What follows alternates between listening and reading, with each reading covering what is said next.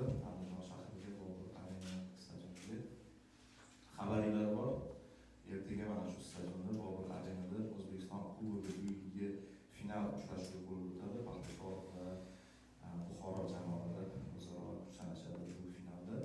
Va odatga ko'ra bugun finaldan oldingi media tadbirlarimiz bor. Ulardan birinchisi matbuot anjumani va dastlab Buxoro jamoasi vakillari ishtirok etishadi. Bosh murabbiy Aleksandr Xomikov hamda jamoa futbolchisi tomoni sizlarning savollariga javob berishadi. Savol-javoblarga o'tish tomonidan odatga ko'ra murabbiy va futbolchilar ertangi o'yin haqidagi fikrlarini eshitamiz, uning tayyorgarlik va shu kabi savollarga javob olamiz. Andreas, первый вопрос вам, как обычно. Добро пожаловать, можно сказать, домой. Каково это оказаться в Азербайджане, но в качестве уже тренера другой команды и как вы готовитесь к финалу? Понятно, что мы понимаем ту ответственность, принципиальность этого матча. В целом особых там различий в тренировочном процессе нету. В стандартном режиме команда работает. Поэтому постараемся завтра, как говорится, продемонстрировать свои возможности с лучшей стороны. Еще раз говорю, та ответственность, на которую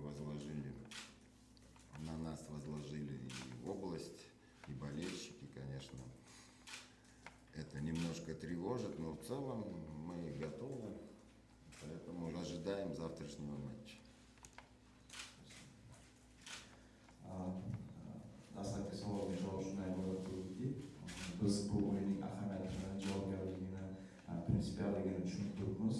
Ammo shu o'yinga tayyorgarlik doimgidek rejimda bir xil o'sha rejimda olib borilmoqda. Hech qanaqa bizda aytarli o'zgarishlar yo'q. O'sha o'yinga tayyorgarlik ko'ryapmiz. Albatta tushunib turibmiz, o'sha Buxoro viloyati va Buxorolik muxlislarni bizga mas'uliyat qo'yayotgan talablar bizga qilayotgan o'sha nimalar.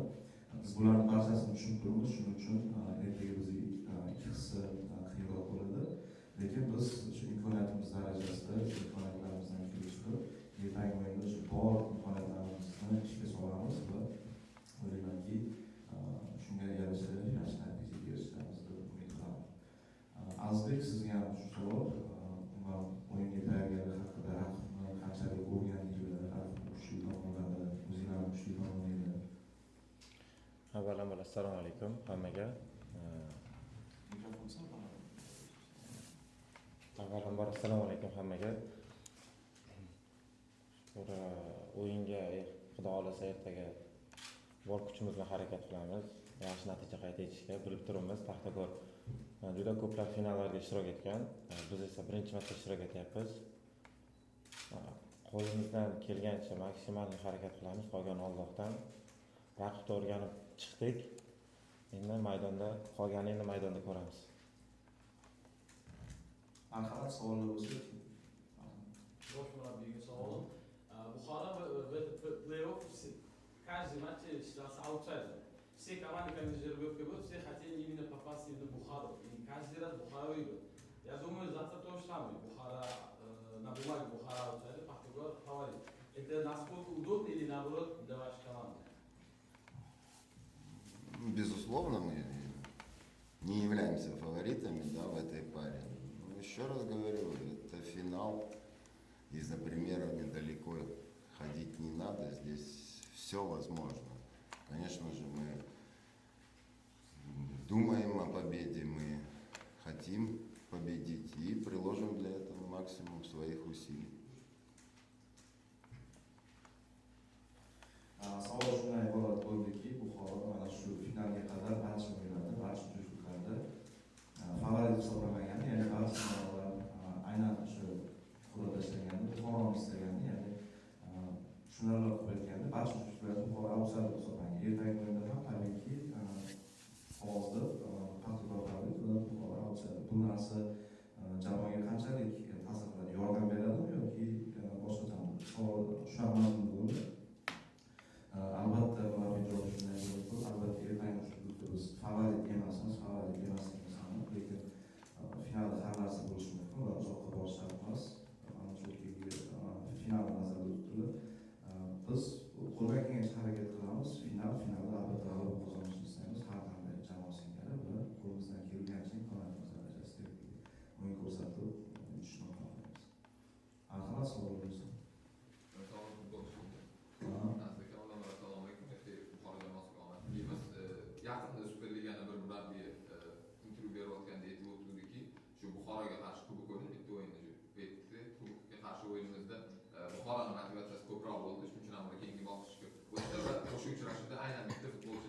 ishtiyoqi o'zini namoyish etish bo'lgan harakati ko'proq edi. O'shaning uchun ham ulardan yutib ketdi deb aytdi.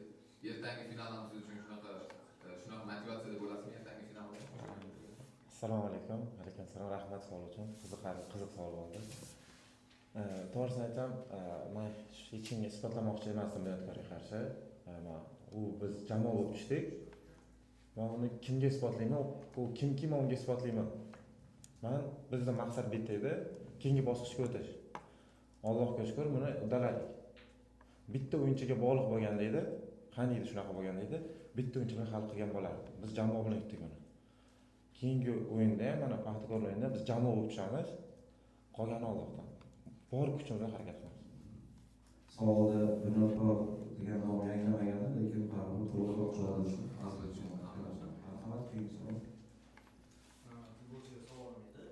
Ramzaki ligada ikkita o'yinda yirik hisobda mag'lubiyatga uchragan edi. Endi bu final. Bu o'yinga qanaqa darajada tayyorgarlik ko'rdinglar? Ruhan qay darajada futbolchilar ertangi o'yinga tayyor? Bu ustida murabbiylarimiz ishlashyapti. Murabbiyimiz bu ustida ta'kidlab o'tishyapti. To'g'ri, ligada ba'zi holatlarda juda kulgili vaziyatlarda gol o'tkazib yubordik, lekin buni ustida ishladik, mashg'ulotlarda ishladik murabbiylar bilan. O'ylaymanki, finalda kamroq xato qilib, yaxshi natija qilishga harakat qilamiz.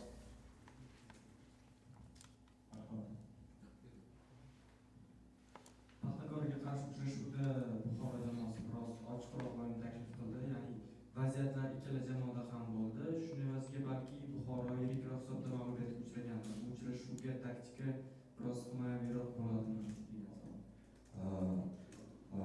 Последний игры был Спартаков, Бухара как бы играл в открытый футбол Спартаков, они хотели играть в открытый футбол. И, наверное, это одна из причин пользы Бухары с круглым счетом. Завтра, на завтрашней игре какие-то изменения в тактическом плане. Ну, я не думаю, что это одна из причин.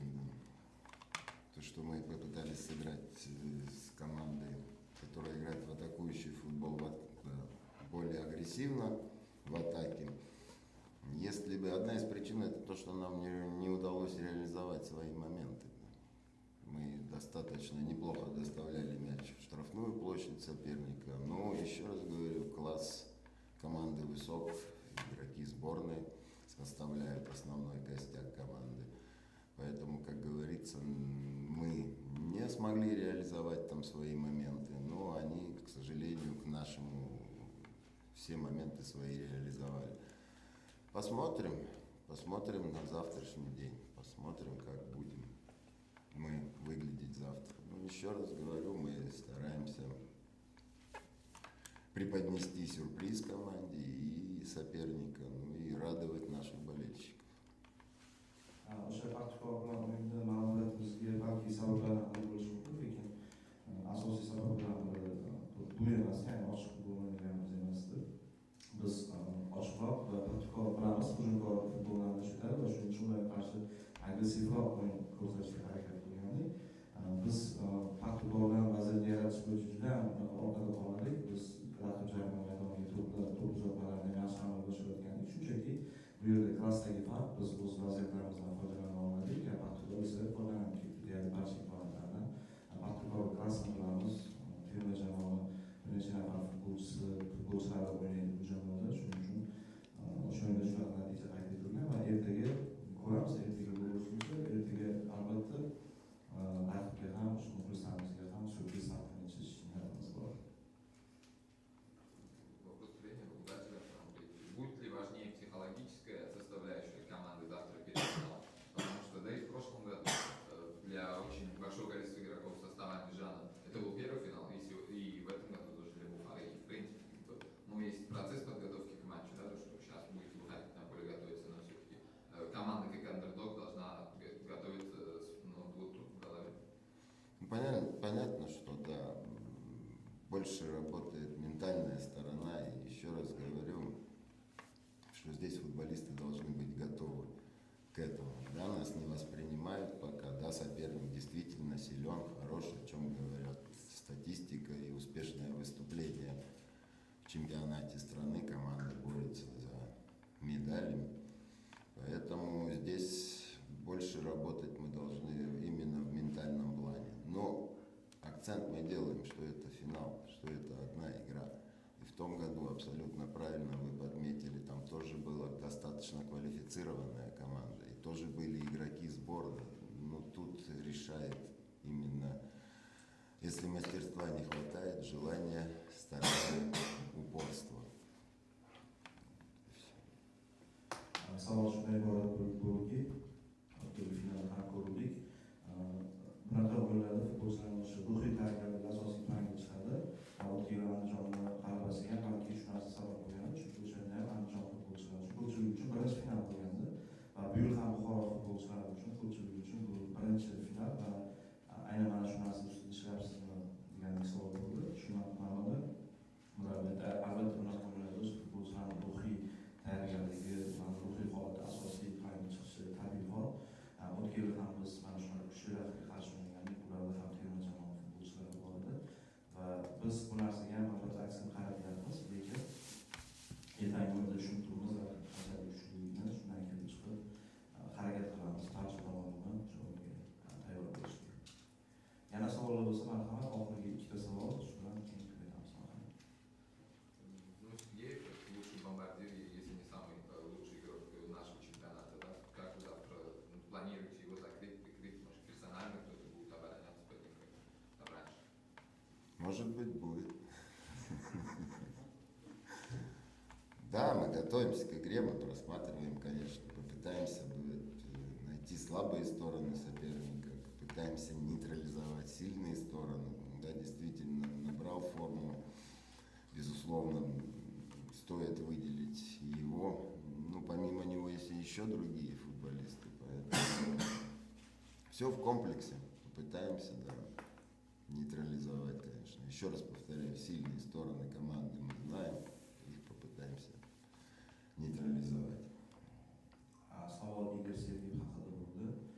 Bu futbolchi hozir chempionatimizda o'tiradi va terma jamoa asosiy futbolchilaridan biri. Unga qarshi ertaga alohida qanday tarbiyalab qo'yiladi, unga qarshi shu personal alohida o'ynaladi degan savol bo'ldi. Albatta bo'lishi mumkin, qarshi personal o'ynash rejamiz ham bor, lekin Sergeyevdan tashqari yana boshqa kuchli futbolchilar ham bor, boshqa o'yinchilar ham bor. Qolaversa biz o'sha raqibni o'rganish jarayonida raqibni kuchli tomonlarini biroz yopish va kuchsizroq tomonlaridan foydalanish haqida ham rejalar qilyapmiz. Javob aynan mana shunday bo'ldi. Savol bo'lsa, oxirgi savol hozir bormi? Bu tarafda bormi kimdadir savol? Yo'q bo'lsa, oxirgi savol. Александр Анатольевич, немножко по теме. Ну, то есть про вас. В прошлом году вы говорили, то, что после финала, то, что вы тут как бы друзьям и вообще там товарищам доказали, то, что они над вами больше не будут не то что прикалываться, да, а не будут как бы, вам говорить, то, что ты вот в Узбекистане сколько проработал, и говорили, то, что я вот наконец-то этим кубком доказал, то, что не зря туда вообще приехал, и 15 уже лет тут работаю. И второй кубок подряд. Может, вы еще что-то доказали кому-то? И с этим финал из Бухары. Не, ну, каждый тренер, понятно, прежде всего мечтает о титулах, чтобы в дальнейшем оставить свой след в футболе. Поэтому здесь побеждать не надоедает, поверьте мне. Это жажда победы, она должна присутствовать. И мы, еще раз говорю, мы говорим об этом футболистам, что побеждать, еще раз говорю, нет, не надоедает. И для этого надо прикладывать много усилий и стараться. Вот и все. Savol